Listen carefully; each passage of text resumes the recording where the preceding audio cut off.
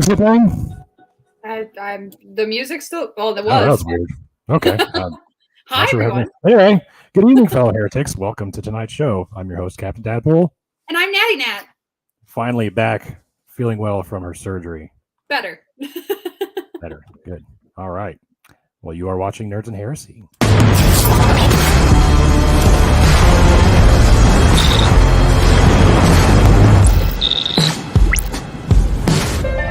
Hold on to your butts. All right. Tonight's guest is Dr. Hey, Kipp everyone. Davis. I had your list of qualifications up, and they're gone now. Oh, no. Nothing but professionalism here. I was saying more qualified than both of us. But you were, yeah. That's something. At multiple things. You were a consultant for the Museum of the Bible, and you are one of the leading authorities on the Dead Sea Scrolls, correct? I'm an authority on the Dead Sea Scrolls. An authority. I don't know how we rank these things. It's not like we do a straw poll when we get together or anything like that. But I want cards. I want like baseball cards. I just have to say it kind of. Whenever I hear people say, oh well, so and so, well, let's use Bart Ehrman because his name gets thrown around a lot. Bart Ehrman is the leading New Testament text critic. I'm like, he's a very, very good text critic, but it's not like it's not like we sit down and we're like, oh yeah, he's number one this year, and you're number two. So it's just a buzzword. Helps promo. Yeah, I mean, it's true. So I've done my I did all my graduate and my PhD work and my postgrad work in the Dead Sea Scrolls. I have published extensively on the Dead Sea Scrolls. I was one of the principals, one of the principal members of the group that was responsible for I guess noticing and making public for the first time the forgeries in the Dead Sea Scrolls and the private collections. And as a result of that, I ended up doing lots of consulting work with the Museum of the Bible. Somebody has just popped into the chat. We just have to bring this up really quick. Oh, okay. Sorry. Oh. It's just a Dead Sea Squirrels, he heard. Dead Sea Squirrels. Hi, Josh. There's probably a thing, right? Dead Sea Squirrels that have probably been dug up at some point. Well, that's, I mean, I guess what do you think ate all the holes in the Dead Sea Scrolls? Right. I mean, it had to have been some like biogenesis. Conspiracy afoot. It's true. It's true. I mean, didn't a goat eat some of the manuscripts of the Quran? So no, those burned. There's like they were eating squirrel. It was in like squirrel. a hadith. They ate it. It's like on a shish kebab. Anyway, off topic. See, my attention there was drawn to discovery narratives surrounding like the scrolls, and we see this.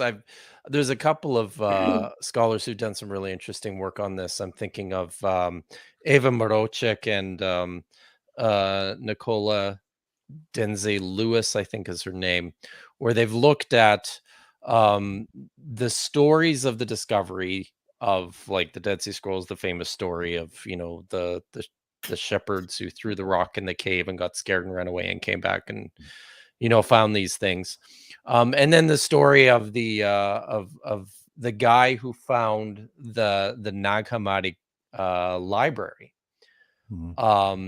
And it's very interesting. I thought about the goat because there's common tropes in these sorts of stories. They get told. Excuse me, I've got something going on in my throat here. One of them surrounds the unwitting Arab who doesn't know what he's doing. So, in the case of the Nag Hammadi codices, the guy who discovered them, we're told, started using them for kindling to stoke his fire, right? In his yurt, I guess. And similarly, the guys who discovered the Dead Sea Scrolls First of all, there's some question as to whether they were discovered in 1946 or 1947, because some have suggested that they sat in a satchel on a tent peg on the camp and they just, carried it along with them and repositioned it on the tent peg when they moved around for 2 years before they even brought them to the antiquities dealer Kando in Bethlehem. And the reason, as the story goes, the reason they were brought to Kando was because Kando was a cobbler, and they wondered if the material that was used to make the scrolls might be good for making shoes. So now, how true are these stories? These are stories that came out of the 1940s, well, earlier, even the 30s, 40s, 50s, right? They came out of a time that was still pretty colonial, where there was still this perpetuating myth about the white savior academics who were rescuing culture from the people of the Middle East. So, it's sorry, I just totally went off on this whole tangent here, No, but it's fine. No, you're right. I'm enjoying this though. Okay. So, but these are interesting stories, and I say this as a means to just sort of say, even stuff that's happened recently, and even stuff that we know through like these oral histories. I mean, how much of this do we really even know? There's conflicting accounts among the Bedouin discoverers of the Dead Sea Scrolls when they've been interviewed at various points in time later in life in terms of what happened. So it's fascinating stuff. So sorry, I'll be quiet now. I mean, we don't want you to, though. Oh. I mean, we just got you here. You gotta Okay. let us start getting Okay. Picking that brain of yours. But I don't know where we should begin, except for that we should just start with. Do we want to talk about him, or do we want to talk about Dead Sea Scrolls first? We do a little bit of both. I got a question. Probably Okay. question you get the most, and I hate for you to have to repeat yourself a millionth time, but I can't resist asking: what are some of the biggest differences between the Dead Sea Scrolls and the Tanakh that we have today? Okay. Or what are some obvious, like? Yeah, I know it's a very loaded Some of question. the You some have of the like big a obvious top differences. 5, like a. The reason this is such a hard question is because there was no like Tanakh. The Tanakh as we have it today wasn't, the Tanakh that we had at the time that the Dead Sea Scrolls were being written and collected. We had many Tanakhs, I guess. The Tanakh is an acronym, right? It stands for Torah, Nevi'im, Right. Ketuvim, which is the way that the Hebrew Bible has been divided in All the terms major of minor prophets. yeah, The poetic exactly. literature. So it's shorthand for the rabbinic Hebrew canon of Scripture. The problem here, and especially with regards to the Dead Sea Scrolls, is we have individual copies of biblical texts. Almost every copy of biblical text that we have appears on an individual manuscript. So, for example, I did a lot of my work with manuscripts of Jeremiah. As far as we know, as far as we can tell, these were just manuscripts that contained only the book of Jeremiah. Similarly, so for just about anything else, Isaiah, Daniel, First and Second Kings, the books of the Torah. There are a couple of. Oh no! Oh no! No, a couple of what? God interrupting our stream again. Oh no, I don't know. Am I back? Hello. Back. Hi, we can hear you. Okay. I'm sorry. Great. That's probably my couple fault. of, and then it froze. There's a couple. Oh yeah. Okay. So there's about 3 or 4 manuscripts that contain multiple books of the Torah. Genesis. We actually have fragments from some manuscripts that preserve both Genesis and Exodus, or I believe it's Leviticus and Numbers. So, but for the most part, individual scrolls with individual copies of individual biblical texts. Some of the notable exceptions here are the minor prophets, which, as near as we can tell, were collected together as a group, that still appear today in the Hebrew Bible as the Book of the 12, for at least as early as like the 2nd century BC. Am I still here? Yeah, no, we Yeah. can still hear Okay. you. All right. We're just listening. infatuated with the conversation. Yeah, Okay, I'm just really interested. We're So, listening and intently. this is my winding roundabout answer to the question. So I'm saying also, in addition to individual books of the Bible and individual scrolls, we also have multiple versions of some of these books. For example, the book of Jeremiah, as it's preserved in the Septuagint translation, is some 30% shorter than the Hebrew text of Jeremiah. And we have Hebrew manuscript copies of this text that ended up being translated in Greek and preserved or transmitted in the Septuagint. So, two different versions of the same book within this same collection. We have different versions of the book of Exodus. We have a whole different alternative version of the Torah that appears to look like the Samaritan Pentateuch, which was um, essentially the text of the Torah as it was handed down by the Samaritan Jewish communities, of which there is still actually one in existence in Palestine. Yeah, it's pretty neat. Still apparently go up and do regular things at Mount Gerizim. What is that dated? But Do you know off the top of your head? The Samaritan Pentateuch? Yeah. Well, what we have is like we have and scholars are, when we tend to label these things from that far back in time. So the manuscripts we're talking about are like 1st century BC, predominantly 1st century AD. So, and when we talk about these things, we tend to talk about like a Proto-Masoretic text because it's very, very close to the Masoretic text, which is the Rabbinic Bible, but in some places not perfectly identical. Septuagint-like texts. These are, Hebrew versions of texts that look like reflect the text behind the Greek translation of the Septuagint, but because of course you're dealing with a translation, we can't be absolutely certain about its relationship to the Septuagint one for one. We talk about like the Proto-Samaritan Pentateuch. So it's a version of the Samaritan Pentateuch that survives, as early as the mid 2nd century.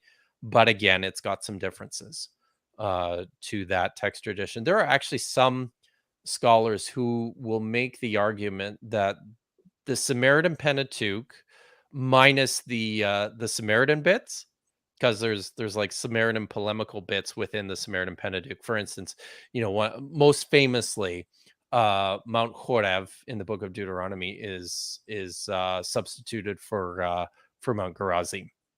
And so this is, but there's a few of these Samaritan bits of Samaritan theology that have been inserted into the text. We have some copies in the Dead Sea Scrolls that predate this, and some scholars have suggested that this form of the text actually is probably the oldest form that we have, so even earlier than the Masoretic text. So this poor person who asked this question has been waiting for 10 minutes for the answer here. And the answer is this. The biblical text, when it comes to the Dead Sea Scrolls, is a bit of a mess because we have so much material, and also because we got so much stuff that looks, lots of it looks, very, very close to what we have in the Hebrew Bible. Lots of it looks pretty different. Some of these things look so different from the biblical text, we don't even know how to classify them. I spent my I did my whole PhD dissertation working on a set of manuscripts we've identified as the Apocryphon of Jeremiah. And mine and a couple of other I know a couple of other scholars have adopted the same interpretation, that this could be almost like an alternative version of Jeremiah that we never knew before, and might have even included other prophets such as Nahum. It's a very, very dynamic collection. I could get into a couple of maybe I could just mention a couple of specific. Sure. Some of the things that I find particularly interesting, Deuteronomy chapter 32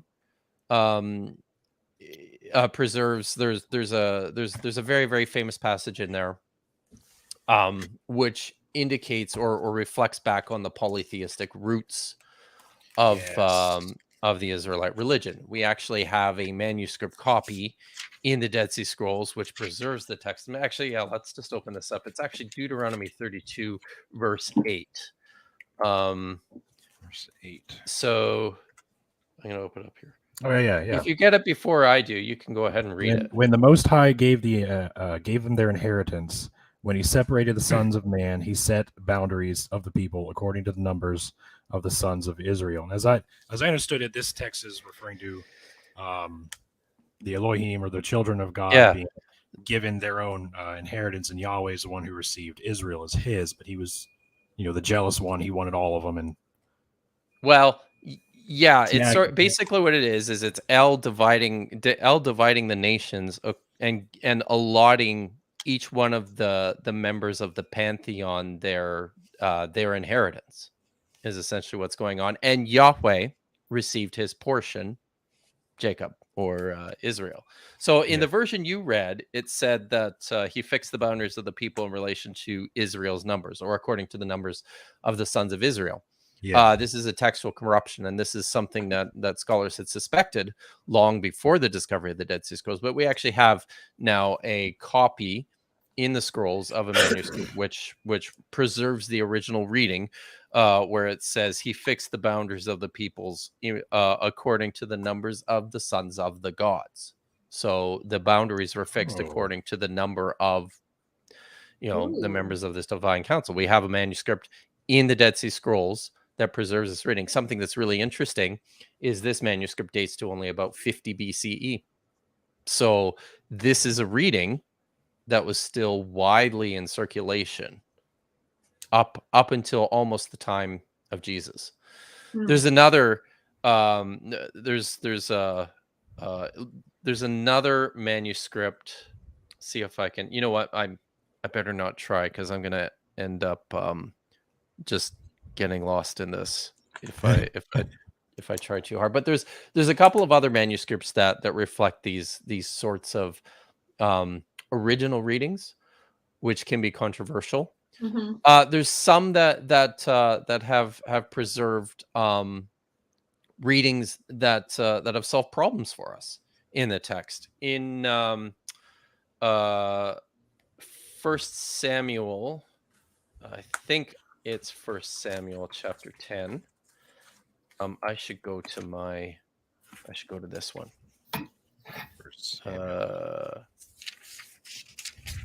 This is the story of Saul. Saul and the prophets. It's actually it's Saul's. It should be just before Saul's, or just after Saul's anointing. I'm pretty sure it's chapter 10. It might be. Oh, just before Saul's anointing. It might be just before. It's about his rescue of Yabesh Gilead. So let's see. What kind of a biblical scholar am I? I can't even remember the right Bible references. So, I mean, I'm at a loss when it comes to this stuff, so Oh yes, okay. It is chapter 10 and 11. So there's a manuscript in the Dead Sea Scrolls that that there's this story here of Nakash the Ammonite, starting in 11 verse 1.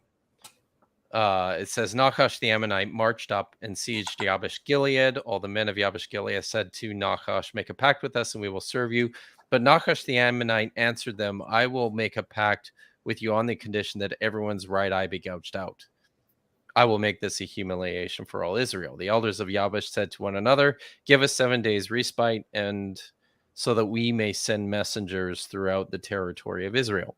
If no one comes to our aid, we will surrender to you. When the messengers came to Gibeah of Saul and gave this report in the hearing of the people, all the people broke into weeping. So there's one of the manuscripts from Qumran preserves a. See if I can find the English translation here in a textbook. So the one of the manuscripts from Qumran preserves, like, it's almost a full paragraph of extra information that helps to flesh out who Nakash the Ammonite was. Yeah, it's nice to actually have like details about that, huh? So it's a portion that was like omitted later. Yeah, or lost. Or some of these things just get like one of the things that I think people fail to. There's this tendency to frequently attribute malice or attribute agendas to these things, right? So most of the time, the kinds of scribal errors and mistakes that result in even some of the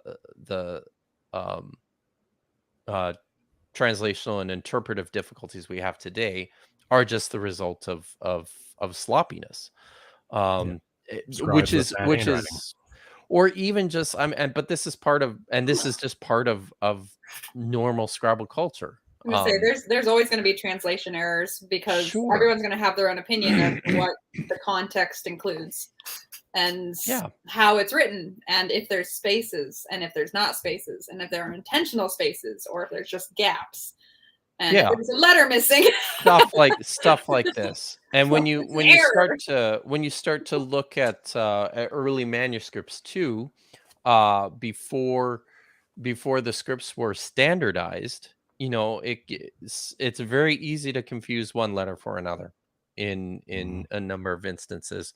You mentioned this briefly kind of backstage, but another really good example of how this occurs is in the Psalm 22 verse 17 passage. Yes, I want to get verse 16 in English. Do you want to do that now?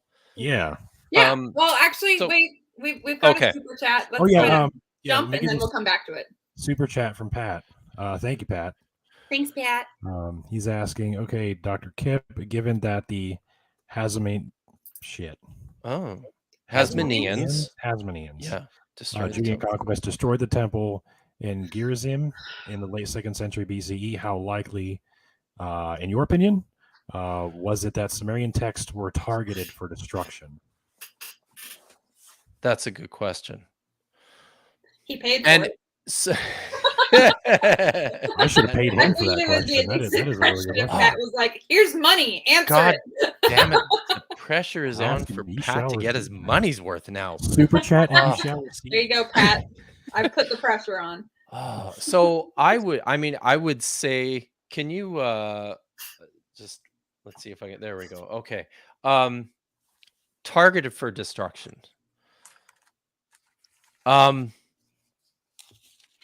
And this is a question that I'm not sure. I'd be interested myself to know how much work has been done on this in terms of the polemics between individual Jewish communities and how far that extended to their own textual traditions. As I said, the Samaritan text was an adapted text from a Judean, like an older Judean form of the text. So, I honestly can't say that I know. I think it seems likely that this is something that that the Hasmoneans would have done in in an effort to provide control to the text generally in its circulation. But here again, I don't know what sort of evidence we have, historical evidence we have for this taking place in this particular incident, or even for this taking place as something between Jewish communities who had different ideas about the text. And maybe part of the problem here too is that because we're dealing with a time, the 2nd century BC, there's still not a firm universal understanding of what scripture is, how to use it, whether it's the word of God and how much of it is the word of God. These are all still questions that are like circulating. It's not like what we have today, or even what we had, after the destruction of the temple, where the Jews very, very strongly committed to a form of the text. So that's probably a very unsatisfying answer, Pat. I'm sorry. I'm sure it's satisfying to an extent, simply because you've piqued your own interest in it, and that just means that later on we're going to hear more about it. Not necessarily tonight, but at a later date, you'll be like, "Hey, guess what I found out?" Something. There we go. Irritating me, and now I've been looking it up. There we go. Got another super chat. It wasn't a question, but yeah, this is absolutely true. Greater candle. The rope that's separated by a single character in Aramaic and Greek is easier for a rope to go through the eye of a needle rather than a camel. Which is funny. I always in church. See, I was unaware of that. Yeah, and in church we always talked about how the camel going through the eye of a needle was reference to a gate outside of the city, and there's just no archaeological evidence for that. Yep. No, that's totally that's where context clues comes in, and it's just like, oh well, what if that word just isn't that word? Speaking of context clues, not what it's supposed to be. No. Speaking of context clues, Psalms 22. Can I ask a question? Yes, you can. Ask a question. Okay, I want to talk because I want to bring this up because I told Dadpool I would, and I'm sure, I don't know if you've heard about this, but I have a notorious history with getting mad at the History Channel. Good for you. Yeah, and Discovery Channel and Animal Planet and all sorts of random. Anyway, so before this, I decided I would look up just some little stats about the Dead Sea Scrolls, and you know what? There's one article on the History Channel that 6 of the 7 things that I read were true, and then they just had this nasty one just at the end that said that there was a hidden treasure map, not just a hidden treasure map, but an actual context of treasure hidden within some of the inscribed on a piece of metal or something. It was written. Hold on, I have the quote here somewhere. Where'd it go? That's true. No shit. Wait, what? Wait. That's true? Wait. So, I'm sorry, guys. I was not ready for this. You weren't ready for that. I was not ready for this. I'm going to get the quote out, though. Let me get the quote out for people, just so that they know what I'm talking about. The Dead Sea Scrolls include a guide to hidden treasure. One of the most intriguing manuscripts from Qumran is the Copper Scroll. Qumran is the Copper Scroll, a sort of ancient treasure map that lists dozens of gold and silver caches.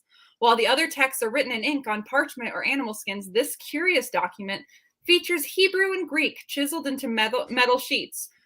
Just context on the side here, that's totally normal in the case of Hebrews and Greek specifically, because they would use that for cursing and stuff. No? No. That's, well, they would use metal sheets when it came to like curses and blessings within their own home. And they would but nothing like this. No. Like the temple scroll is a unicorn.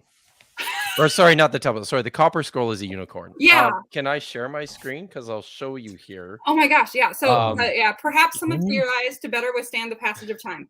Using an unconventional vocabulary and odd spelling, the Cooper The Copper Scroll describes 64 underground hiding places around Israel that reportedly contain riches stashed for safekeeping, but none of these hoards have been recovered. You're telling me that this is real? This is real. In fact, I found a new thing I want to study. This is oh my God. This is probably a name that a number of your audience will be familiar with. This is a book by John Marco Allegro that he published back in the 60s? I think this was the 60s. This is called Search in the Desert, and this is his the account of his expedition in search of the treasure of the Copper Scroll. I was thinking that that wasn't. Would you like to see it? Yes, I want to see it. So this is this is a leaf from the Copper Scroll.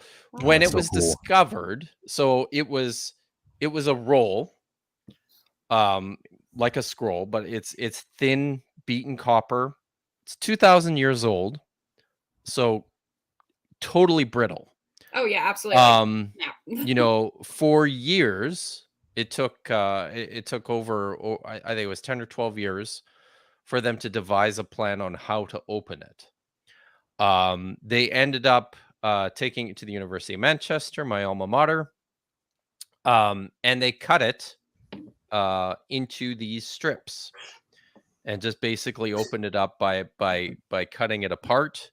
And it is, as it's been described, it's about, if I remember correctly, I might get these figures wrong, and for that I apologize, but I believe it's about 10 feet long in total of beaten copper. Measures about 25, 30 centimeters in height, I believe, that has been painstakingly etched with this Herodian script. And it is a listing of locations and figures, inventory numbers of what, as best as we can tell, is like an inventory of treasure. Now, what the hell is this? The best guesses. Got some other picture. Here's a good picture here. If I can actually if you can enlarge the display cases, that'd be great. Yes. Let's open that in a new tab. So here, this is that's how I would imagine it would look. Yeah. So my PhD supervisor, George J. Brooke, actually commissioned a replica of the rolled Copper Scroll for the University of Manchester back in the 1980s. They had a conference there. So it's still sitting in his office. It's pretty cool. So, you know, I would, when I was doing my PhD there, I would go into his office and, you know, pull out the... Because you just want to touch it. Because it's there. Totally. I would too. It's pretty cool. I'm notorious for going to other people's desks and playing with their toys. Awesome. You can ask all of my advisors. I would walk into their office and just be like, "Oh, what's this? This looks new." And just started off the desk and start stocking toys just for Nat, right? Right. It's like, "Oh, hey, look. Okay. Oh, this is neat. So, what's this?" Yeah. Like, where'd you get so this? What is the Copper Scroll? Yeah. And this is one of the ongoing mysteries about the Dead Sea Scrolls generally. And I'll tell you what I think it is. I think this is legitimately an inventory of temple treasures. That this was made in Jerusalem by members of the temple establishment, and it was intended for, you know, the safekeeping, they're watching, paying close attention to the political climate, getting very nervous about what's happening leading up to the 60s. Decided we need to do something about this enormous hoard of wealth that we have stored here in the Jerusalem temple. So started parting some of this stuff out and hiding it in an effort to preserve it. with the intent that, the Romans were going to come in, do what they do. If heaven forbid, they seize the temple at some point down the road later in time, we've got this permanent record, etched in copper, that we can use to then go back and retrieve this stuff at a later date. So I mean, that seems logical, and it's not unheard of to beat the Romans at their own game, which is quite literally going and burying their own treasure just to be done again later. There you go. Yeah, so that's why I was like, the guide to a hidden treasure. I'm like, it makes sense if it's like the treasury type concept of a treasure, not necessarily. Yes, if you look on the back, there's these numbers. It's very national, exactly. Because the way the History Channel wrote it, it sounded like that. And I was like, that's not real. Well, but in this case, here you are. It's real.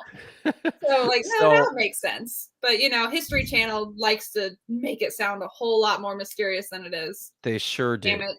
I fell for it. But listen, so sad. There is a legitimate mystery here. That is really so I mean, to have made the copper scroll would have required enormous resources and enormous skill and time. Yeah. It's just a monumental undertaking. As I mentioned before, it's a unicorn. We have amulets, and we have small bits of things that have been carved into and etched into beaten sheets of copper and other metals. This is a whole scroll. It's an entire scroll. And for it's such an anomaly that it's one of the prevailing theories has been that this was just it was just a very, very fancy, ostentatious fantasy that somebody had the time and the energy and the resources to do this, but that's unlikely. Doesn't actually, especially during that time period. That's extremely unlikely. Nowadays, I've heard of people saying look, we'll go ahead and make this lovely gold-plated treasure performance art, right? So so I think this is legitimately that's cool. Something that was connected to the temple. But here's the problem. If this is true, if this was connected to the temple, then what the hell is it doing in Cave 3 at Qumran? So there's now just to kind of give you some of the background here, there's 11 caves. They're all located within about 1,500 meters of one another. And they are associated with this site, the Wadi Qumran, where there's ruins. And through extensive archaeological investigations, through a lot of good scholarly work by digging into the sources, Pliny and Josephus, as well as into the literature that came out of these caves themselves, these caves full of manuscripts, the consensus is that all the caves contain literature that belong to this group, a group of Essenes that was either living or would come and stay for periods of time at this site in Qumran. Some have suggested, I think fairly reasonably, that this was a place where they actually manufactured and wrote scrolls, and there's evidence that they manufactured pottery here as well. Now, the reason all the caves are connected to Qumran is because of their proximity, because of some of the similarities between the scribal hands that appear between them, and also because there's overlaps in text. For example, we have copies of the War Scroll from Cave 1, from Cave 4, as well as from Cave 11. We have copies of a text called New Jerusalem in Cave 11, as well as in Cave 4. We have copies of the Songs of the Sabbath Sacrifice in Cave 4. So this is the picture that we have. There's common features that connect these caves. But I still have questions about this.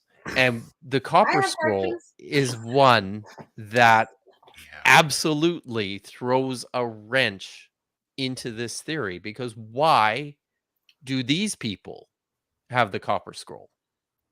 Or are some of these caves perhaps misidentified with the site itself and inappropriately connected to each other? I don't have the answers for these questions, but these are, I think, these remain legitimate questions within it's the fun guild. archaeology when you have like just random theories. Just this is how it could have happened. Yeah, I sure. mean, I'm imagining that these priests or whoever these treasury peoples that had this scroll were, you know, probably kidnapped and taken. Their scroll was taken, and then suddenly it ends up in a cave. Like, I mean, it's just That, that's how that's. It's like they knew they were traveling with gold. Somebody hijinks it. Next So what do thing you do? you have a monument, like you have a memento of this thing that you guys came across. So it is real weird. I mean, this is totally elaborate. I have no proof whatsoever. I'm going to throw that out there. But I'm that's, just I mean, saying that's this an kind of idea, theory that right? comes out. That's a totally plausible idea. It is. And the thing that I think is kind of interesting connected to that idea is that there's other manuscripts in Cave 3, not just the copper scroll. So at that point, you have to say, well, were all these manuscripts part of the same collection along with the copper scroll? Or then you have the other option where that particular manuscript was stashed, unbeknownst, like when no one was there, they stashed it thinking that it was alone, and come to find later on that it's actually part of a group. Like, oh, that cave, that's a great cave. Let's stash it there. I mean, it's becoming kind of obvious that the ancient people thought that caves were good places to keep manuscripts. No one has ever denied that a cave is not an effective tool of hiding things. Now, no one has ever. Pirates love it. Vikings love it. Totally. I should point out here too. Gauls love it. When we're talking about the caves from Qumran as well, something I should point out: some of them are natural caves, but some of them were actually man-made. Yes. So, like the cave 4, which is where most of the material was found. There's some.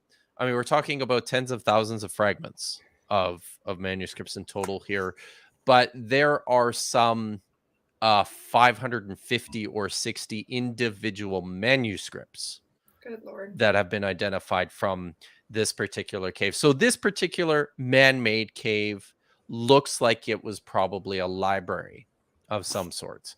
There's even, cool. You know, there's like little holes in the walls of the cave, and some ruined remains of what look like shelves, that looked like they may have been attached to the walls to contain these scrolls. Cave 1, which was the first cave discovered, and Cave 11, which was the last cave discovered, contained manuscripts in jars.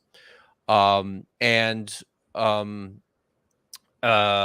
very good scholar at King's College in the UK, I think, has forwarded a very good theory with regards to Cave 1. I would say it probably also applies to Cave 11, that these might have been types of ancient genizas, that is, ancient burial places for treasured precious manuscripts.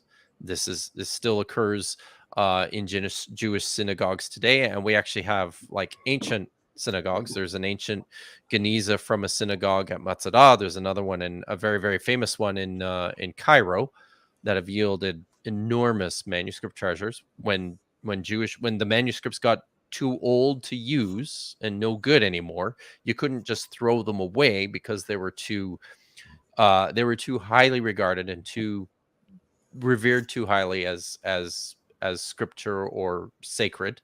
Yeah. So they would reverently, carefully put them away and store them and ceremonially bury them. Yeah. So, and that kind of looks like that's what Cave 1 is. That's really cool if it is. Yeah. That is really neat. So, wow. So there was a rabbit trail.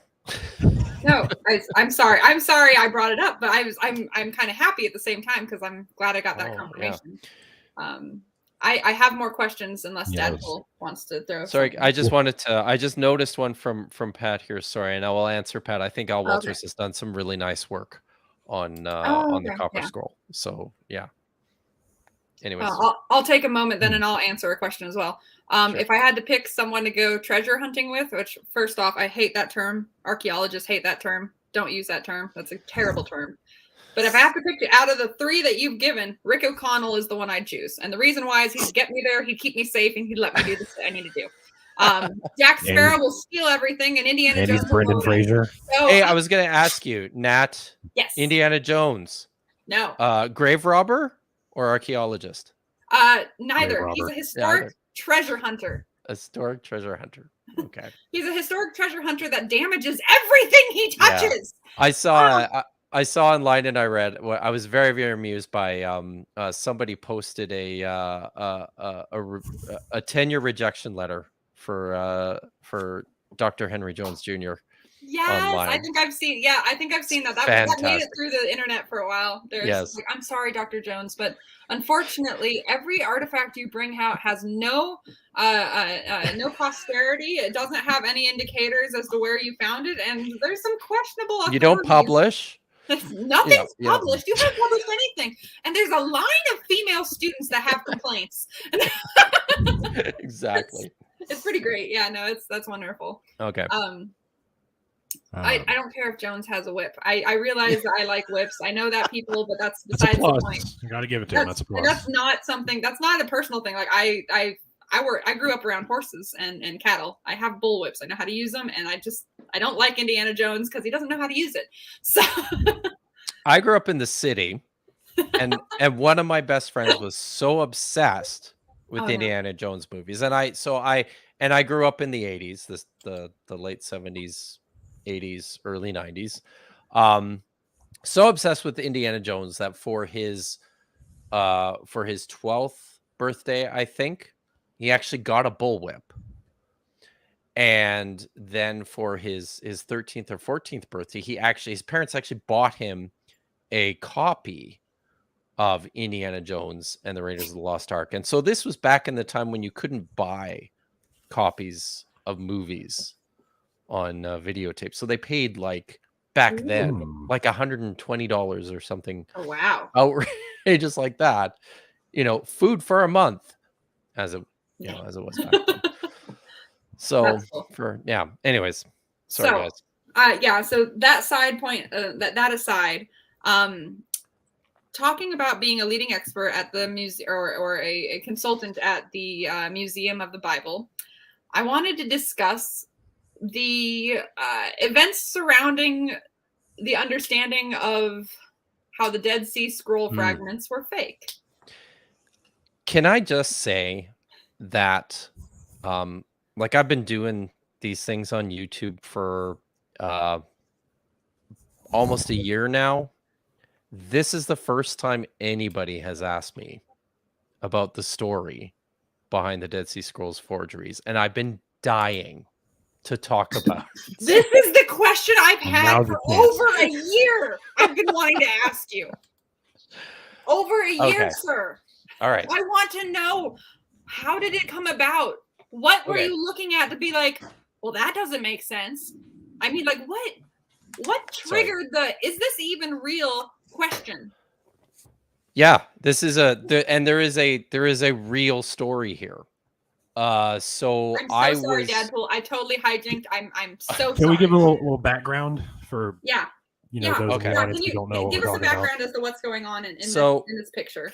In 2014.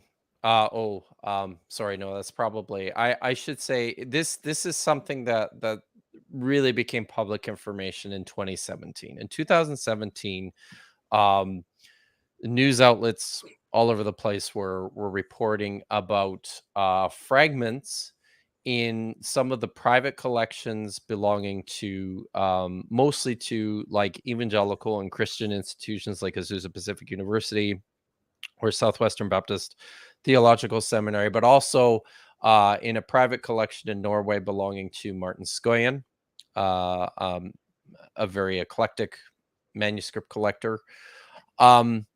The reports were coming out that there were concerns that Dead Sea Scrolls fragments in these private collections were actually forgeries.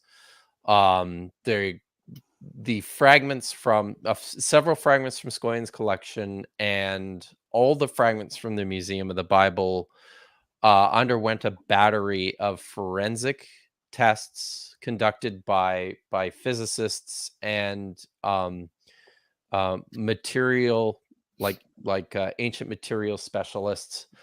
And the conclusion is, even though you can't prove, you can't really prove forgery after the fact you can't prove it mathematically.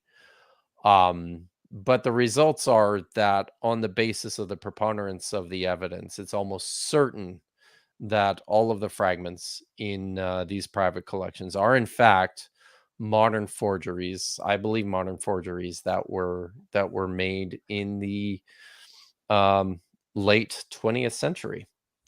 So that's the background. So the one part about that, though, is like, I just want to throw this with archaeological context, is they are forgeries, but they are artifacts as forgeries. So that still makes them relevant, despite the fact that they are not what they claim to be. So, okay, so moving on. And this is why there's some very, very good curators at the Museum of the Bible, and I've also been recommending to them for a long time that they actually just need to do an exhibit on forgeries. And yes. And I'm hoping that happens someday. Yes. It hasn't happened yet, but I sure do hope it does happen. So, can I tell the story? Yes. Tell the story. So I I went to Norway in 2012 to do I accepted a postdoctoral appointment at the University of Agder. That sounded weird. Sorry, University of Agder in on the southern coast of Norway. And one of the things that I was there doing was helping to publish all of the Dead Sea Scrolls fragments and artifacts in the Scoia'tael collection. So Martin Scoia'tael has 32 individual fragments that he purchased, believing were actual Dead Sea Scrolls material. Some of them legitimately are. Like, for example, the first fragments that he bought back in the 1990s, he purchased from some of the scholars on the original team who had been gifted like a couple little scraps by the antiquities dealer Kando, and also by one of the early owners, Mar Athanasius Samuel. So Scoia'tael bought a couple of these little, and they're just tiny little fragments. He got like a little fragment from 1QSB. He got another tiny little fragment from the Genesis of Apocryphon that it flaked off the manuscript in John Trevor's briefcase, and he only noticed it after the fact, and went to return it to the owner, and the owner said, "Oh, that's okay, you can keep it." But it's got like yeah. So the fragment has like literally, I think it's like 7 letters on it. You can't even make out a word on it. It's yeah. So, but somehow we managed to write 5 pages about it. So Scoia'tael actually has legitimately has some real stuff here. He purchased the cover sheet for the temple scroll, which is the linen that the actual temple scroll was wrapped in. He's got some bits from the cover page of 1Q Isaiah A, which is maybe the most famous Dead Sea Scrolls. This is the completely intact copy of Isaiah.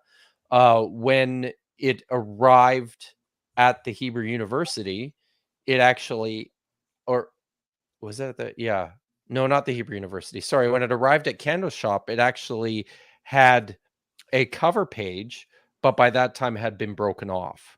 So Scoia'tael actually managed to get a hold of the fragments, the bits and pieces of this cover page that are left. So it's not inscribed. There's no letters on it. It's just a blank sheet, but it was at one time attached to 1Q Isaiah A. So through starting in probably 2002 up to 2008, Scoia'tael started buying fragments that the descendants of the original antiquities dealer named Iskander Khalil Shahin, but we call him Kando for short. Kando was the antiquities dealer in the 1940s, 50s, and 60s, who basically brokered all the deals between the Bedouin discoverers of the Dead Sea Scrolls and the archaeologists and the scholars who worked on them. So his descendants, we know that Kando had material left to sell by the time that the scholarly team ran out of money in the early 1960s. In fact, Frank Cross tells the story of going to meet Kando in Beirut, and they have this clandestine encounter under a bridge. It's either under a bridge or it's in a mansion. The story has changed. In Beirut, and Kando pulls out this box full of fragments that he's got. Cross is there actually to buy the temple scroll, which he knows Kando has. But because Kando didn't show up with it, he kind of went through, some of these fragments in this box and was like, well, this is kind of interesting, but this isn't what I want. So ended up, basically leaving Kando with this box of fragments. So we know that after 1960, Kando still had bits and pieces of stuff to sell. And I believe some of these legitimately ended up in places like Nsgoyen's collection. I think it's possible at Southwestern. Maybe some of theirs might be some of these fragments. But then after Kando died, his sons started selling like crazy, fragment after fragment after fragment after fragment. Some 70 or 80 fragments entered the market between 2002 and 2014. Skoyen bought, I think 28 of them, 26 of them, something like that. So this is where his collection came from. I was part of the editorial team that was tasked with studying and publishing the collection. So I arrived in 2012. We started working on it. I'll be honest, like the very first time I was very excited. Every scholar just yearns for the opportunity to work on original material that nobody's ever seen before. I'm a postdoc. And here I am in a position to work on like original material. This is an opportunity that, plenty of established scholars out in the field didn't even have. I felt, enormously privileged. And I'll be honest, when I saw the pictures of the fragments for the first time, I wasn't especially impressed. They looked scrappy to me. They looked like they were in incredibly poor condition. They looked unlike anything I was accustomed to seeing from the collections at the Israel Antiquities Authority or at the Shrine of the Book or even at the University of Manchester. Yes, the University of Manchester has some Dead Sea Scrolls fragments. So right away I was kind of like, well, these look strange. We were working on them for probably a year and a bit when,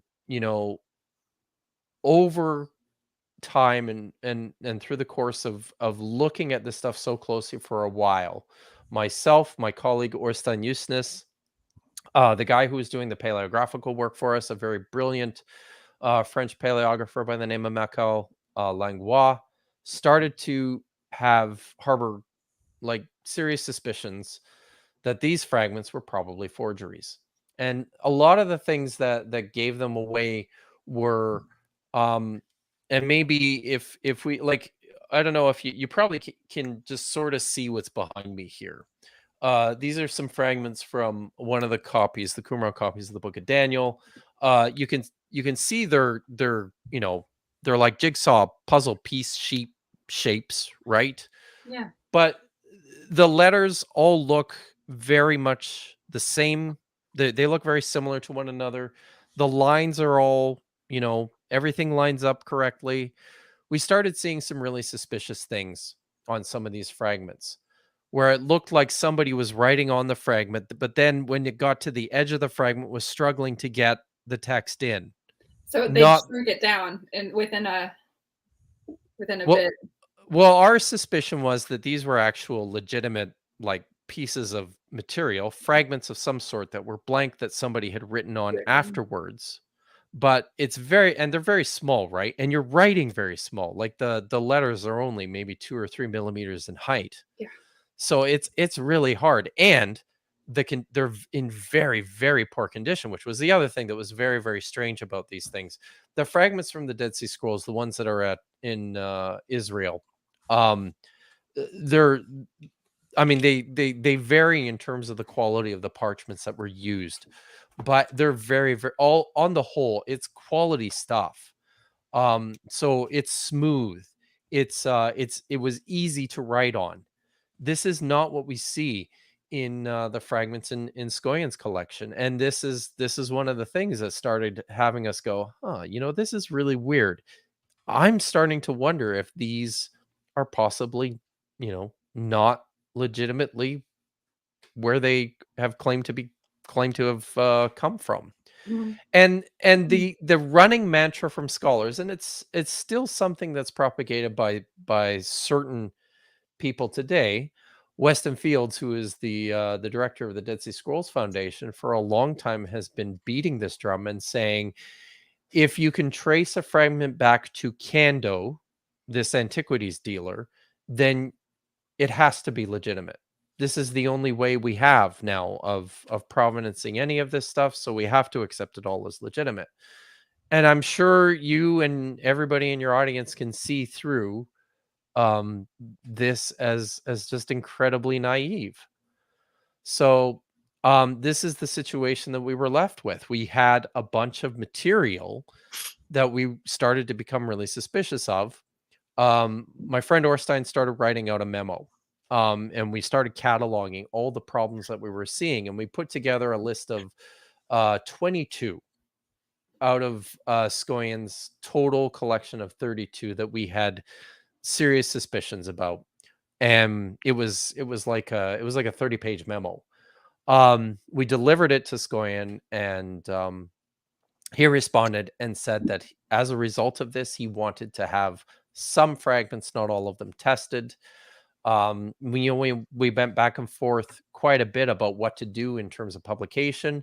My friend Orstein and myself were like, we should just publish this stuff as forgeries. We gotta, come. And one of the reasons for this was because the scholarly world knew about Scoian's collection already. They knew what he had. So in our estimation, it didn't do any good just to pretend that they no longer were there. Mm-hmm. It just, to my mind, that's just silly. I mean, all these people already know this stuff is there. People are waiting for the book to come out. So we should publish this, but we should say, we think half of the stuff is fake. I was going to say, yeah. And here's why. This info. Yeah. So Scoian wouldn't do that, though. He said he didn't want forgeries in his book. He didn't want the word forgery to show up anywhere in his book. Oh no. So he agreed to allow us to test a group of them. He said, tell me which ones are the worst ones. You can take those with you to Berlin and you can have them tested. And then depending on the results, if it turns out they're forgeries, then I don't want them in the volume, but you can write up a scholarly article later after the book is out. And we're like, okay, fine, we'll do that. Orstein actually felt very upset about this, so much so that he actually removed himself from the editorial team on the volume. And I was in a position where I was like, I don't feel like when you're a postdoc, you essentially end up working your ass off the entire time that you're working to publish. You're writing and publishing as much as you can, as often as you can. So I was sort of in a position where I'm like, I don't know if I feel like I can afford to say I can't do this. So I was sort of stuck between a rock and a hard place, and I still to this day wrestle with whether or not I made the right decision to go ahead and publish the books or the fragments that ended up appearing in this book. But it is what it is. I did what I did. So we published the book, then we published the article in which we laid out the physical features of 9 fragments from Scoia'n's collection that we are certain were forgeries.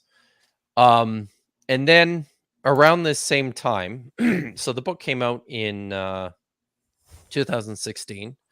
About a year before that, I was contacted by Emmanuel Tove, who is the brilliant textual critic, professor emeritus at the Hebrew University.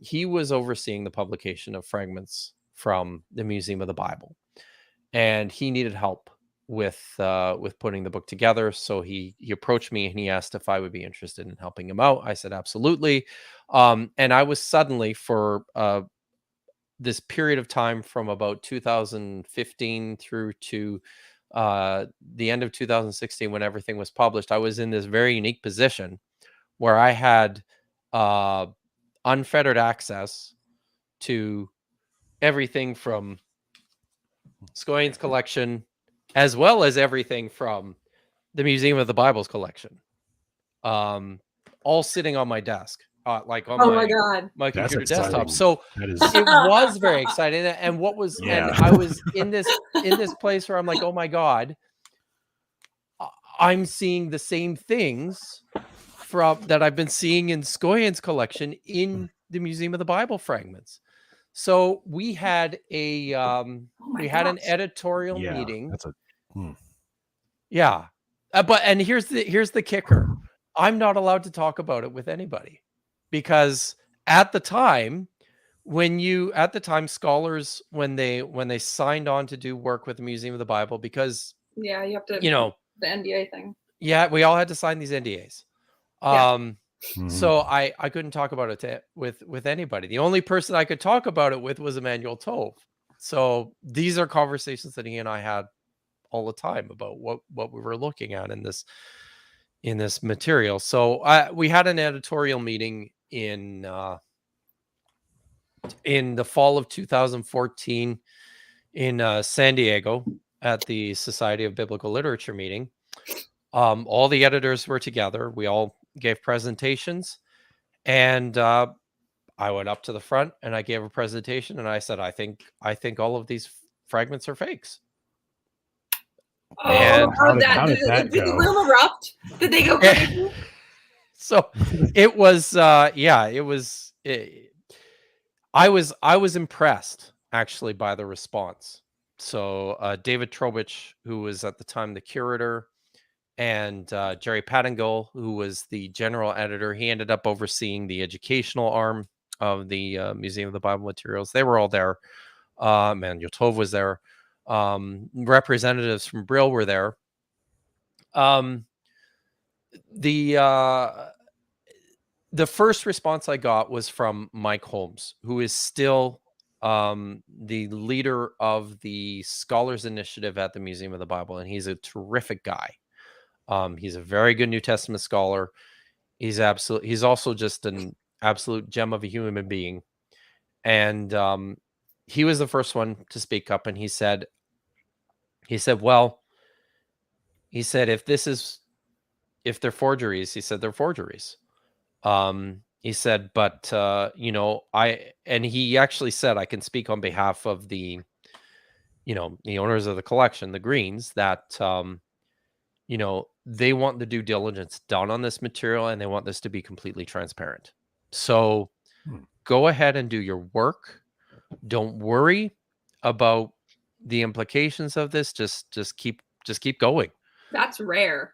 It is to have somebody say, we just want it to be transparent, rather than, oh God, this is going to be a scandal. Yeah, and what a difference. That's a little surprising coming from the Green family. Well, and here's the thing. And what a difference from my experience with Martin Scoia'an, who was like battening down the hatches and, exercising editorial control over what we could and could not say in the volume we were about to publish. And then, once the article came, I should probably not go there. So let's not go there. Okay. So the Greens wanted to be transparent. The Greens wanted to be transparent, to their credit. Yes. And through this entire experience, I need to be crystal clear here. I don't support the Greens theological agenda or their political agenda. But in my time consulting for the Museum of the Bible, I was treated extremely well. Everything that I recommended, they implemented. Everything that I asked for, I got.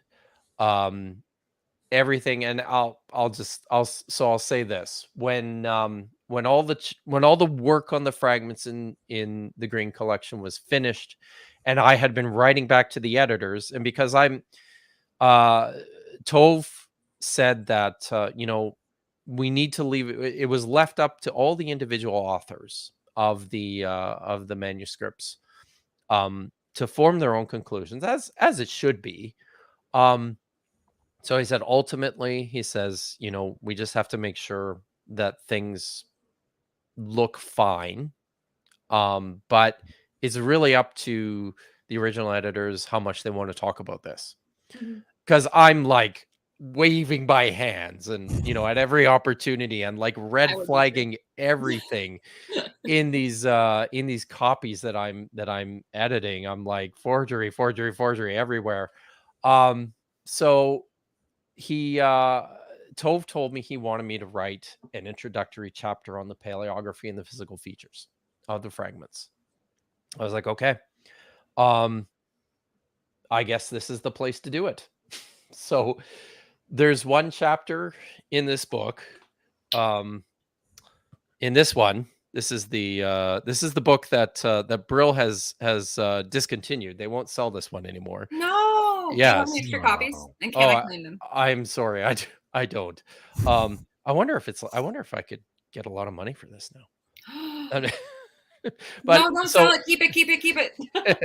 so I wrote a chapter in here. This is my where is it? This is my paleographical and physical features of the Dead Sea Scrolls fragments in the museum collection. A synopsis. Oh, it's so cool. Where I go through the paleographical profile. I was like, can you would it? I could if you're interested in the article, I can release a PDF of the article. I would love that. I would love that too. Absolutely. So I go through the physical features. I put in a neat little excursus on scribalism in early Judaism. Oh, cool. In early Jewish Palestine, I talked about the size and the color of the fragments, surface condition and wear, scribal practices, and special features. But in the chapter, I've also spent almost a full page talking about what I've identified as problematic features, which could indicate that several of these fragments are in fact forgeries. So I threw it out there, and I was told I didn't know what was going to happen when I wrote the chapter and I submitted it, but it passed through everything and they published everything. And then I had the chance to talk to Jerry Pattingale after, at the book launch. And he told me, he says, when that chapter came across our desk, we actually had a meeting. And we sat down to talk about what are we going to do with this. And it was ultimately decided that they were going to keep everything in there. So, for all their flaws, the Greens, they deserve some credit here for doing the right thing. So there's one more part of this story though. At the same time, right around the time that the Scoia'tael book and the Museum of the Bible book came out within months of one another. I was under the NDA all the way up until the book was published. So, I'm like, this is building within me. I feel like I need to explode. I was invited to a conference at the University of Agder in September, which was just a couple of months before the Museum of the Bible actually was released to the public. It was finished by this point. And it was a conference on forgeries. So I wrote up a paper in which I compared the Museum of the Bible fragments to a number of the Scoia'tael fragments and put together a list of 8 criteria that I think are useful now and into the future for talking about forgery. in ancient manuscripts. So I presented this paper. It was very well received. It got turned into an article that was published in Discoveries of the Judean Desert in 2017. It's now become a pretty widely cited article in that publication. And from there, then, the cat was out of the bag. And before you know it, The Guardian and CNN and Haaretz in Israel were apparently Popular Mechanics. And Popular Mechanics. Actually, I think the first one was actually in Science magazine. Yeah, but, I saw it in that one too. Well, your name popped up twice, and that's why I was like, yeah, this is crazy. So why is he in 2 magazines within 2 months? This makes sense. I'm very happy that I'm the only person that I know in my field of biblical scholar friends who has an article. It's not an article I wrote, but it's at least an article featuring my work that actually appears in Science. So I think that's pretty cool. Okay. But so I published this article. It's out there. As a result, Brill ended up pulling the volume. So like I said, they discontinued it. You can't buy it anymore. They issued a public apology for publishing forgeries. All the while, one of their members of their editorial team screaming his head off about how there's forgeries in the collection. So yeah, that's that. And then I'll finish up with this. So after this too, I was also so the Museum of the Bible asked me to come back after the book was published and asked me to do a thorough scribal evaluation of all the fragments. So I finished that last year. I have done an exhaustive examination of the paleography in the Museum of the Bible Dead Sea Scrolls fragments, and then I have also put together a basically like a history of ownership. We can't really call it we can't really call it a discussion of provenance because all of these fragments are in provenance, but it's they gave me access to documents, bills of sale, letters and faxes and communications between antiquities dealers and the museum themselves. So using this, I pieced together basically a chain of custody for these fragments, as well as all the other fragments that we know of that were sold between 2002 and I believe the last ones were sold in 2014. So cool. It's not published yet. I'm a little scared. Well, but that's so neat though, because you've literally Sherlock Holmes this, which is amazing. I Sherlock Holmes it. I know. That's why I was like, this is the first time I've seen in modern history, or at least modern times, where like an archaeologist or someone with archaeological background has actually been able to tell like the public whether something's a forgery or not, which is unbelievable, which is why your name popped up on my desk and why I geeked out. Now I'm going to shut up because Dadpool has like 9. I'm sorry. So that's the story, everyone. Yeah. No, that's great stuff. I have no problem. So we had a super chat. I'm sorry I kind of exploded about this a little bit because I've been dying to tell this story for a year on YouTube. Oh no. Oh, and the thing is, I'll tell you right now, privately, you and we're going to talk a lot more about this. We have okay. I know there are details missing and I want to hear them, but we'll move on for the sake of the show. Sure thing. So I had real quick, I had a super chat that is gone now. From Anton. He said he's read the Quran, he's looking into Judaism, and he was asking for a source. I think that might have been for me. I think so. Take care of business, Dadpool. That's fine. Okay, well, while he's gone, I'm gonna ask. So no, he's got it. Never mind, he's fast. Turned around. Jesus. You vulture. Give me a second, will you? I didn't know if it was like in another room or if you had to like go upstairs. I turned around and you're like, oh, good, I can ask him another question. I'm watching you. Yeah, if you want to know about Judaism, I highly recommend Rabbi Tobias Singer. He's got 2 books called Let's Get Biblical, or there's 2 volumes. They're a little pricey, but he's a lifelong practicing Jew. So if you want to learn about Judaism, that's you go to. But those are fantastic books. I love them very much. So yeah, that's the answer to that one. Thank you for the very generous super chat. Super wanted to get to that. So can I just, speaking of generous, can I just say, so I'm debuting this lovely new microphone here and this new camera, courtesy of some of the most generous people I know, Joshua Bowen and Megan Lewis. They packaged this stuff up and sent it to me. It had to come across the border to Canada, and I nearly had a heart attack when I saw what they paid for shipping. I noticed your camera is way better than I watched you on MythVision, and it was like, you upgraded his camera.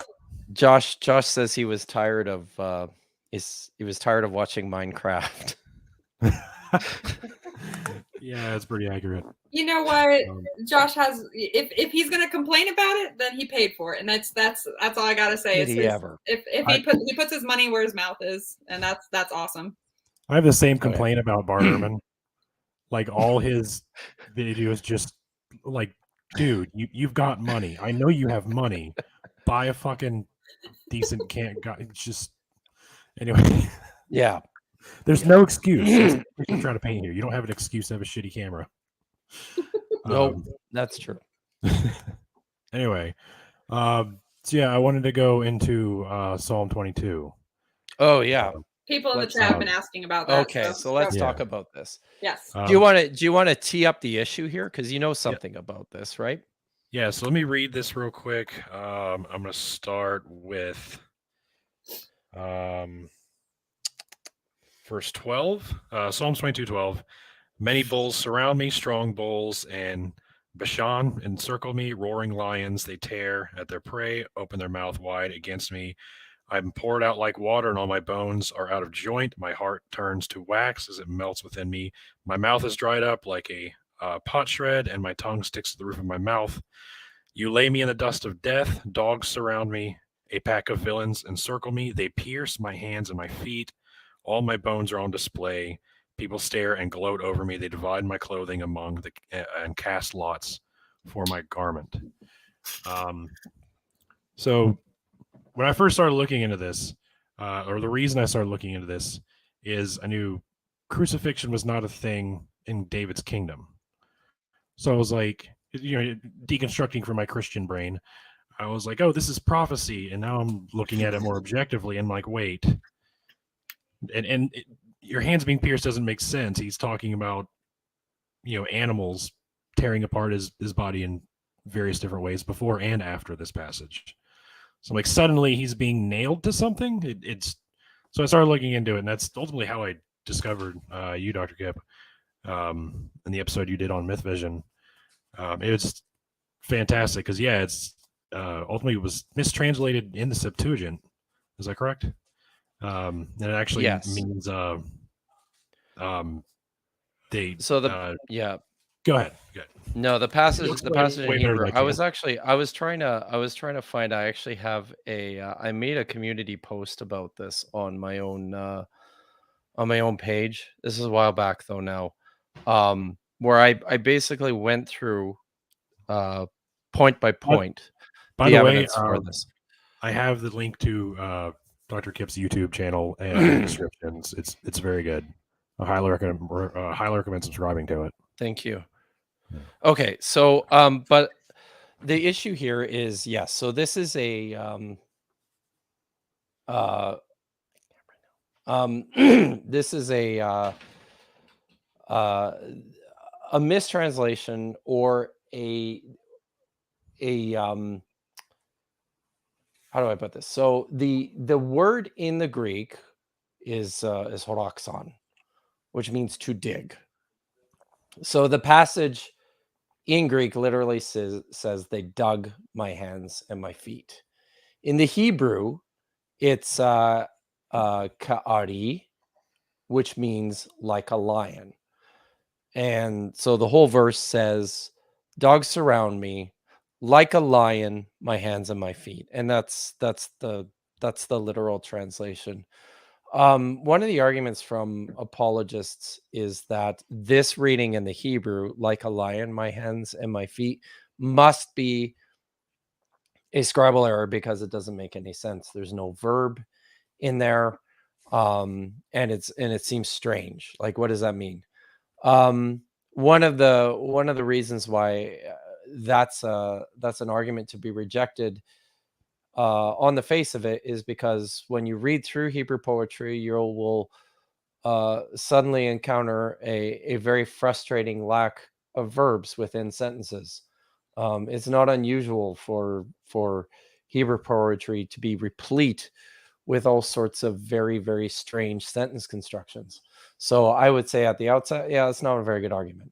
One of the rules of textual criticism is this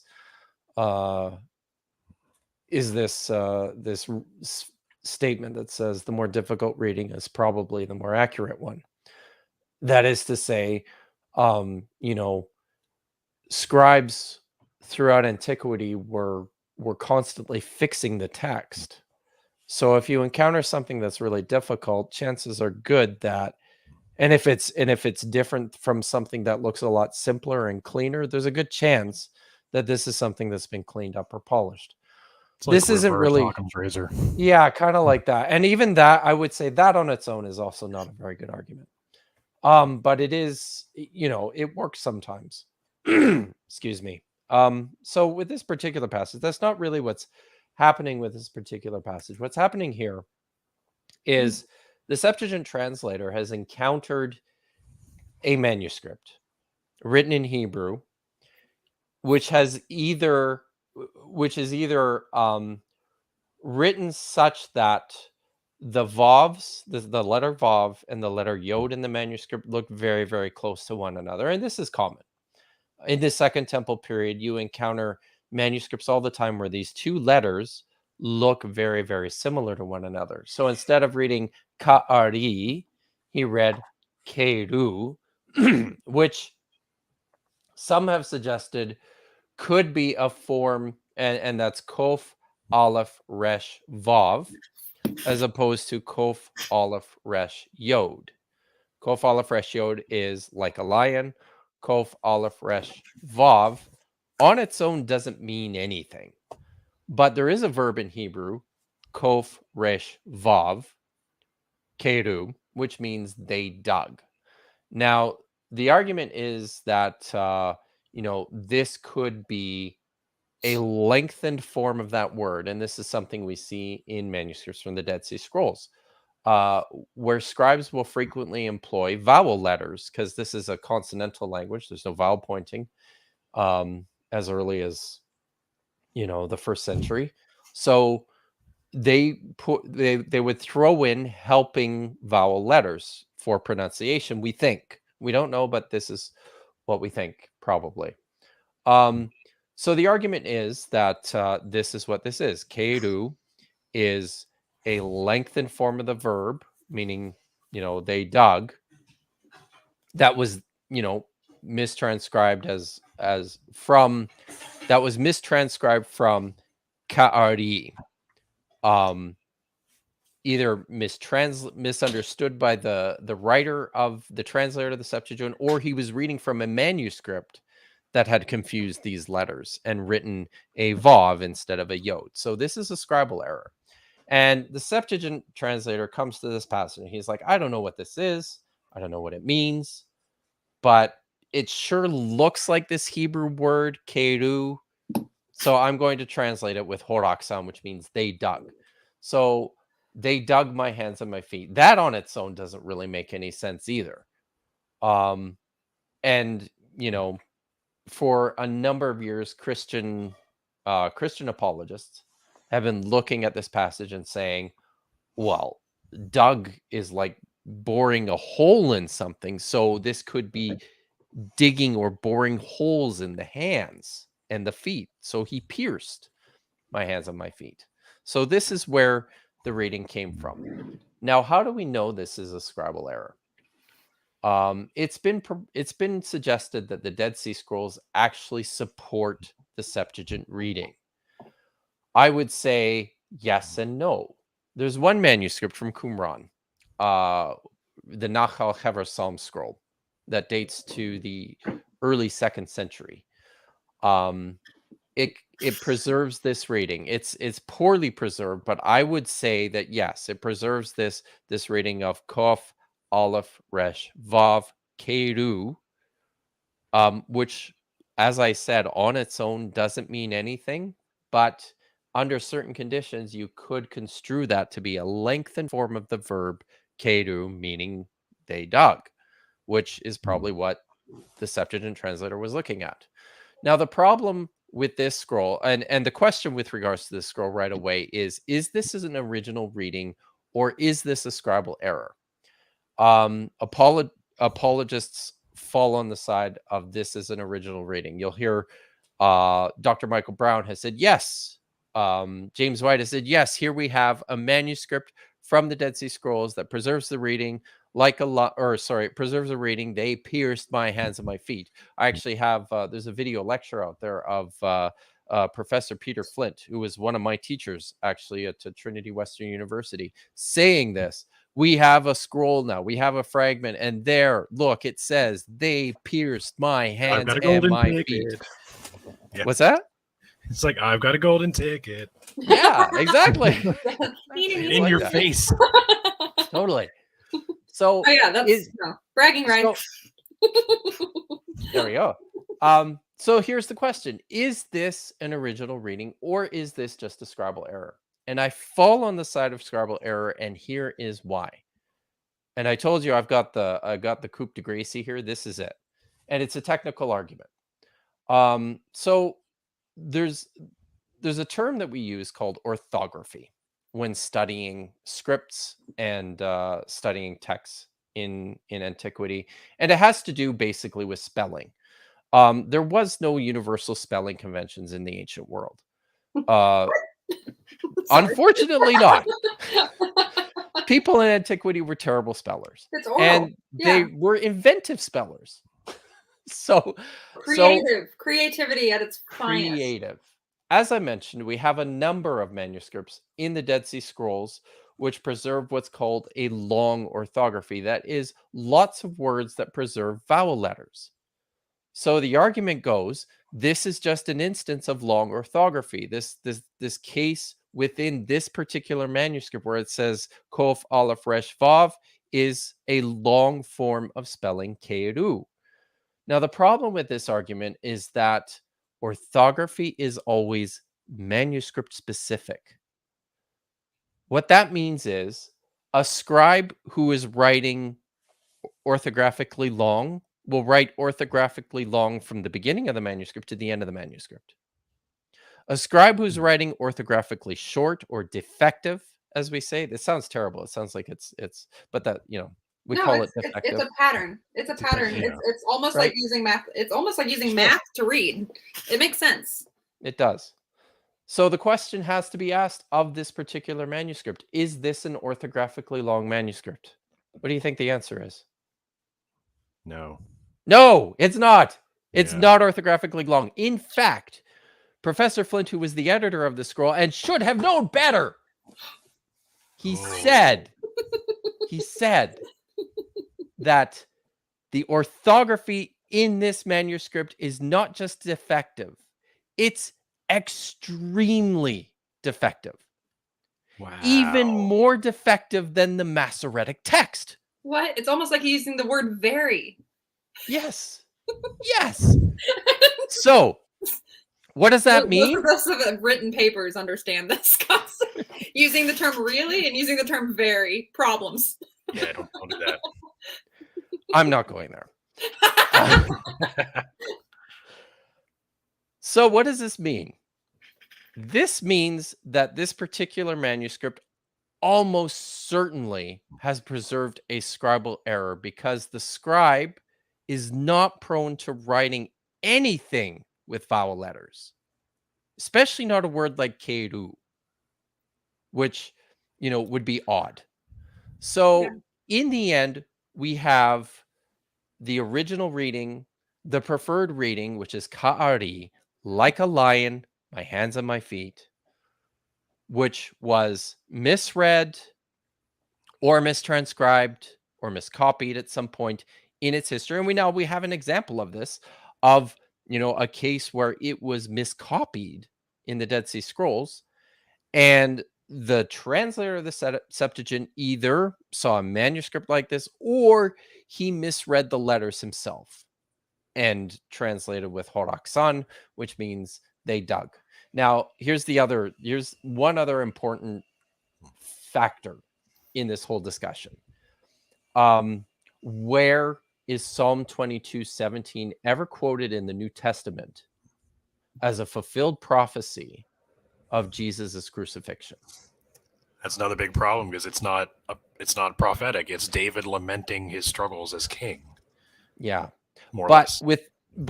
So the point I'm making here is that the New Testament authors, if they had this reading available to them, what are the chances that they're going to miss it when piecing together passages from Psalm 22 as a description of Jesus' crucifixion? Are they going to pass up the chance to quote Psalm 22:17 or 16 in the English? Most likely not. I think the fact that not a single New Testament writer ever quoted this particular verse as a form of fulfilled prophecy, or as with reference to Jesus' crucifixion, says a lot. What it says to me is that they... No! Here we go again. Give it a second. Just give it a second. He'll come back.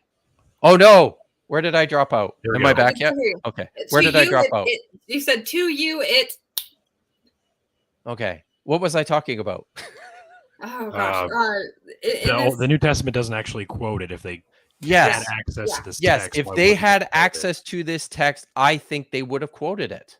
Yeah. I mean, they quoted all sorts of other stuff from Psalm 22. They love quoting Psalms. They love it. Absolutely. So the fact that they don't suggests very strongly to me that they did not have it.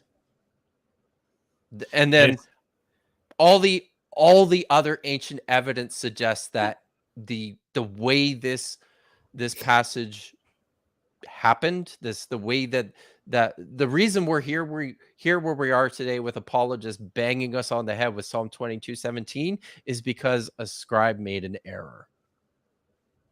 It's a logical conclusion. It is.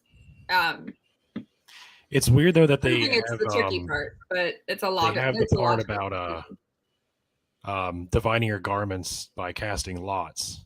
Like that is in the gospel. So it seems like maybe they had access to it, or they were familiar with that. They had access to the psalm to make the narrative. But... They totally did, and I would argue that actually speaks pretty powerfully against the idea of they pierced my hands and feet as an original reading, right? Yeah. I mean, why wouldn't they? The Passion narrative is crafted around Psalm 22. Yeah. So if you're going to craft it around Psalm 22 and the guy's being crucified by nails on a tree, are you going to miss this opportunity to talk about that with reference to Psalm 22? Pat has a good question. Yes, sir. When was the earliest use of Psalm 22? That I don't know. Okay. I have no idea, but it sure wasn't the New Testament, right? So, that's a good question, and that's something that I absolutely should look into, because this is something that we can track. Mm-hmm. Like we can look back and see, where was it? And I would suspect probably not for a very long time. Maybe not. Probably not. I shouldn't say that, but I would be surprised if there was any Greek evidence for this, because I think in Greek, the word means, in Hebrew, in Greek, in both languages, the word means dig. They dug my hands and my feet. And, on its own, it's kind of nonsense. Yeah. It's like, I actually, when I talked about this on Nathan, Digital Gnosis' channel once, he said, he says, it's like, if you were describing stabbing someone in the heart, you wouldn't say, you dug in there like with a spoon. That just it doesn't make any sense, right? I mean, and they've got there's many perfectly good words in Hebrew to use. If you want to talk about stabbing, they're pretty stabby. Stab, yeah, no, they love the word pierced. Pierced is used a lot. Slashed. Yeah, absolutely. Impaled. That's a fun one. Totally. Dug? That doesn't work. Oh, great words. Unless the message throw oneself upon their spear. I'm just saying, like, it's all there. The message could be that Jesus had some pretty good looking feet and hands. Yeah, it could be. They dug them hands and feet. I mean, they did get washed and covered and uncovered. That's true. Okay. So does that settle it? Is that as powerful an argument as I think it is? I think. Yeah, I think it is a regular. I like it. I think that compiled with all the other like contextual evidence, I don't see it meaning pierced. Even if it did mean that, I wouldn't care. I would have no problem saying that's what it says. But I don't. The evidence goes the other way for me. Clearly. Oh, yeah, exactly. Like so. Like this is, this is one of these instances. I mean, I always fall on the side of, with regards to the arguments from fulfilled prophecy, I always fall on the side of the fact that I think that these narratives were crafted with the text in mind in the first place, right? Mm-hmm. So, yes, if this passage actually, read pierced, I would have no problem with that. And, a worthwhile explanation would be that, yes, this is just another instance of a narrative being crafted to fit an earlier text. But I feel very strongly about this. It's not pierced, and it is a settled. In my mind, it's very, very difficult to make the case that it is. It's like how Rome is real. Suck it up, everyone. God, don't even. I keep getting that question. I am too. Morgan is too. I'm just saying it is at this point just not worth it. Where did this come from? I don't know. I went under the night and I woke up and Rome was a conspiracy.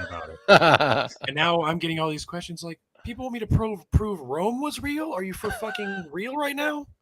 This is a ridiculous TikTok conspiracy right now, and I hate it. I don't do conspiracy theories. I don't want to know. You don't need to. You don't need to. I thought it would be funny to just mention. There's some clowns on that app, and that's anyway. That's why people like me and Natty Nat are there. Clown control. You guys, the clown control. Oh my god. Yeah. Yeah, that's pretty much, dude. Nice. Oh my god. There's a new video talking about the Omicron variant.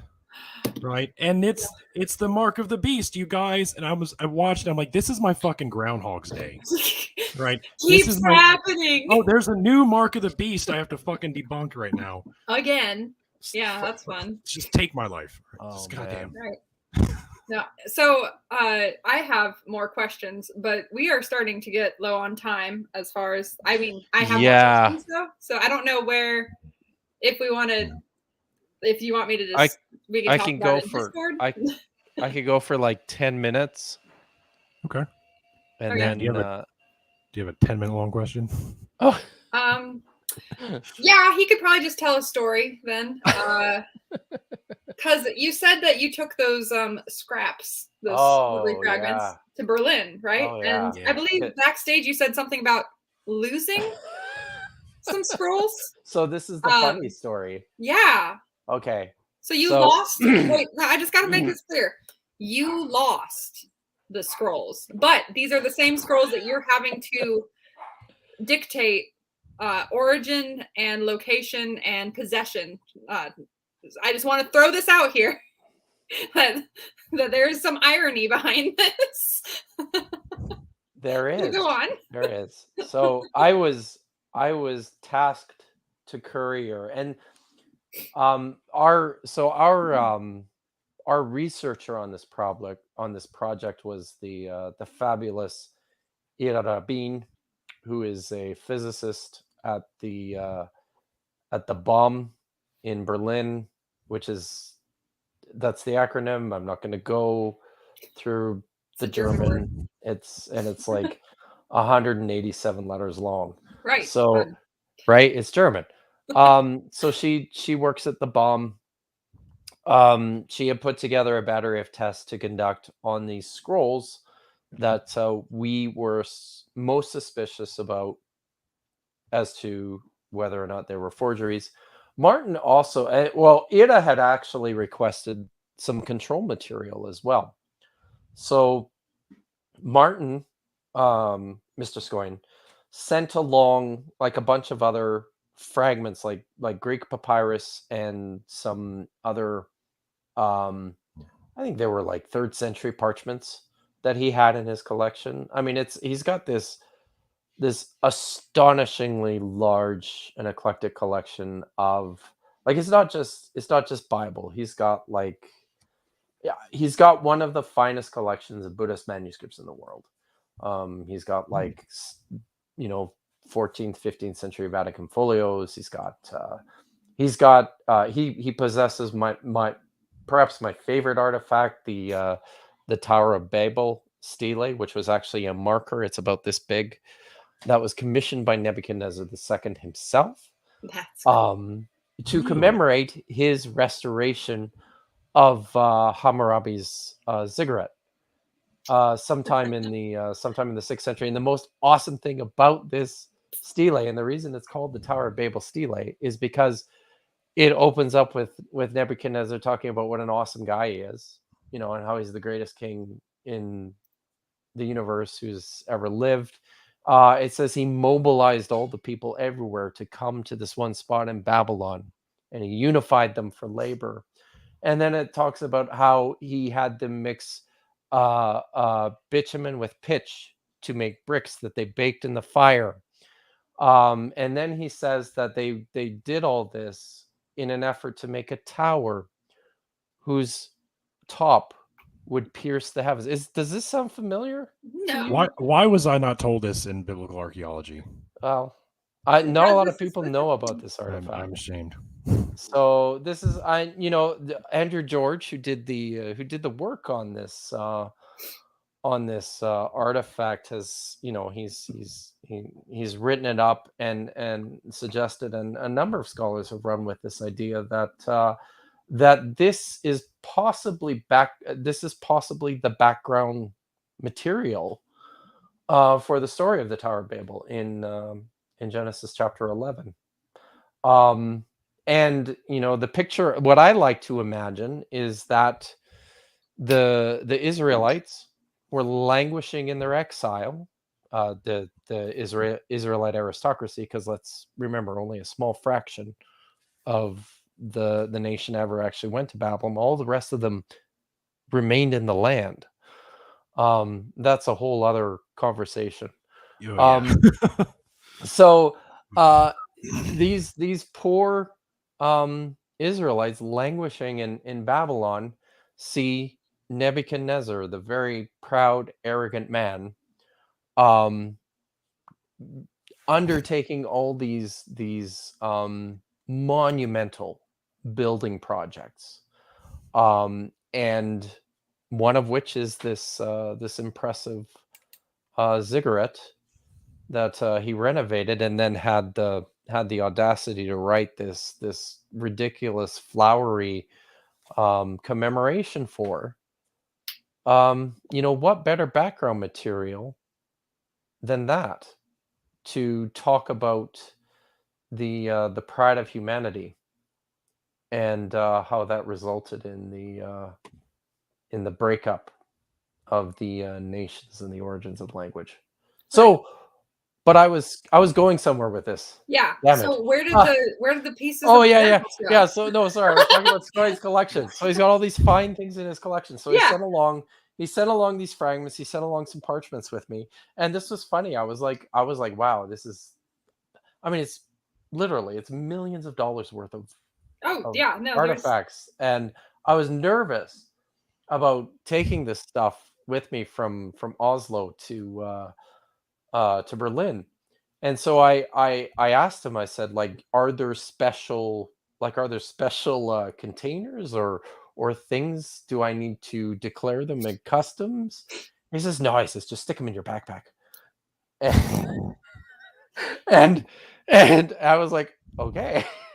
He said, but it's very important. He says, you don't check it. He says, don't check that bag. So I was like, okay, I decided I'm just gonna pack my backpack and I'm gonna take a carry-on. I'm only there for 4 days. So, I'll get by with that. So I got on the plane. I went to Berlin. I touched base with Ira before I got there, and she wanted me to take this stuff directly to her house.